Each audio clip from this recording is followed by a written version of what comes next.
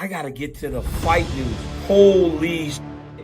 What is up, fight fans? In today's video, the UFC is once again preparing a real test of strength for Khamzat Chimaev. What's up, guys?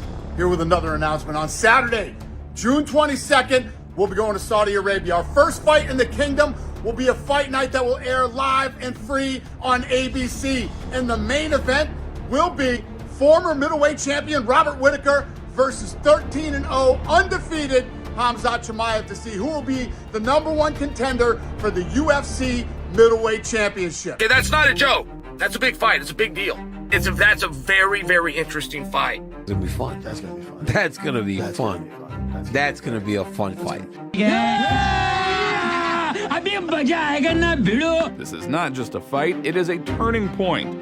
A win for Chimaev could launch him straight into title contention. Robert Whittaker, on the other hand, needs to prove that he has still got the fire to reclaim his throne. Both fighters have the skills and the hunger, but only one can walk away with the glory. Whittaker, the seasoned former champion, boasts experience and fight IQ. The Australian is no stranger to championship glory, having held both interim and undisputed titles in the middleweight division. But Chimaev's relentless wrestling and raw power are unlike anything he has faced before. Can Whittaker's technical striking outmaneuver Chimaev's onslaught? Can Chimaev slay Whittaker on his path to gold? Well, we're gonna find out. Then at the end of the video, we also have some more good news, so let's kick things off in order. Now, as you already know, Khamzat Chimaev has lately been focusing on the middleweight division, where he is looking to win his first UFC championship belt. Borz has already had a fight with Kamaru Usman in which he won by majority decision. But the fight with the ex-champion of the UFC became a powerful test for Khamzat, and Chimaev has demanded a title shot from the promotion. Yet instead of a direct path to the title, Chimaev finds himself before another monumental challenge, a super fight that is set to unfold on June 22nd at UFC Fight Night in Saudi Arabia. His opponent will be Robert Whittaker, who brings a saga of his own. At 33 years old, Whittaker has seen his fair share of ups and downs, facing defeat only at the hands of the division's elite since 2014. Despite some recent instability, his losses have come from the highest echelons of the middleweight class, including 2 losses to Israel Adesanya with the championship belt on the line each time, and Whittaker's last defeat came at the hands of Dricus du Plessis, who is the current holder of the middleweight title. Yet Whittaker's resilience shone through as he bounced back from his defeat to du Plessis with a unanimous decision victory over Paulo Costa at UFC 298, a performance that reaffirmed his status as a formidable force within the division. Whittaker's prowess is not confined to his resilience. Yeah, you know, I'm looking forward to the fight. I understand he's a hard fighter. He likes to grapple a lot. He uses his reach and range to good effectiveness. He's got knockout power. But I'm looking for an honor. He's an honourable fighter. Like, we're going to get in there and we're going to have an honest fight. We're both going to leave it there. He's not a quitter. I'm not a quitter. Yeah. So I look forward to really, you know, making history in Saudi Arabia. Border Ryan, brother. You get sick. I hope you get healthy. I meet you, brother, in the match. I didn't like it. 2 guys fighting when one of them doesn't want to be there.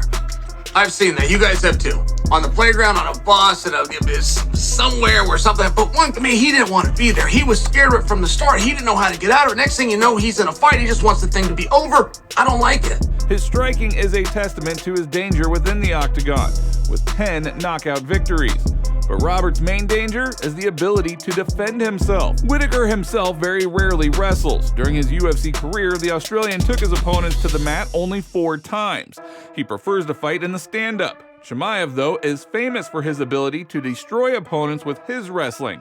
But if Robert wisely distances himself and defends himself on the transfers, he can deprive Khamzat of his most important weapon. Now, whether Borz will be able to perform well in the stand-up against such an experienced opponent, well, that still remains a rather large question. Another advantage that Whittaker may have is his cardio. Chimaev's ability to quickly finish his opponents means that we don't know what his cardio is like. The fact is that most often, Khamzat removes all questions within the first 5 minutes, and any protracted fights turn into real torture for him. Both Gilbert Burns and the same Usman were getting better and better, gaining momentum with every round. And Chimaev, well, he was frankly getting tired and starting to get kinda lost. Therefore, if Robert does fail to finish him quickly, he can at least show the strength of his cardio, and then achieving optimal results will become even more difficult for Khamzat. Now, as Chimaev prepares to face off against Whittaker, the stakes are monumental. A victory against such a seasoned and respected opponent would not only solidify his standing within the division, but could also potentially pave the way to a title shot that he ardently seeks. This confrontation is more than just a fight. It is a crucible that will test Chimaev's mettle, strategy, and heart. Now, of course, Chimaev really wants to hang that championship belt on his shoulders as quickly as possible. But at the same time, Khamzat does not yet know the experience of a 5-round fight. And those 3-round battles that he's already had demonstrated that by the end, he was not always, well, let's say fresh. Still, it seems that in the middleweight division, Chimaev's fight could become a determining factor. The rest of the fighters look kind of mediocre in this component. With the world watching, the battle lines have been drawn, and as these two titans prepare to clash, the question looms large.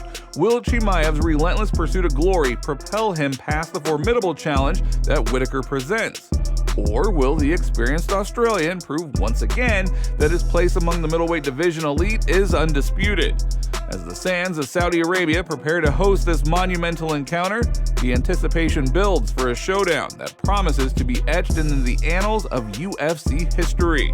Let's say 2 years, let's say 4 fights for yourself until you get a shot at the belt.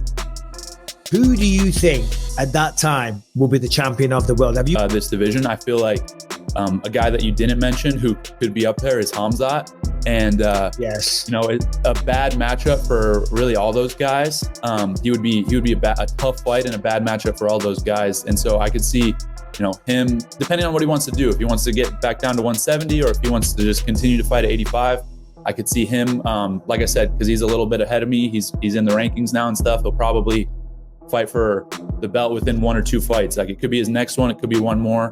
But I see him probably being the champ, and that's a dude that I would love to fight. You know, I know I said that it's never personal for me, but he's a guy that I feel like just has this crazy reputation who I absolutely have to take out before my career's over. So ideally, we're both undefeated. It's for the belt. We do it in Allegiant Stadium, the Raiders Stadium, and in front of 100,000 people, and I just go do what I do. So, do the UFC want a champion that can't get into the United States? Maybe I'm looking a bit too deep into this, but I'm telling you, right, if you're the champion, you got to fight in America. If you can't get into America, so I'm not sure the UFC would necessarily be constructing this pathway for Khamzat Chimaev to become the champion. Now, lastly, we do have some good news. The UFC will be returning to Australia with UFC 305 on August 18th in Perth, with the event likely to be headlined by a middleweight title fight between Dricus du Plessis and Israel Adesanya. Fine, relax. This is my African brother right here. Let's go. What's up? Let's go. Yeah. What's up? Get this. Don't do. Yeah, my African brother. Yeah, my African brother. The Australian show was officially announced by the organization, and the championship fight is currently being discussed by both parties.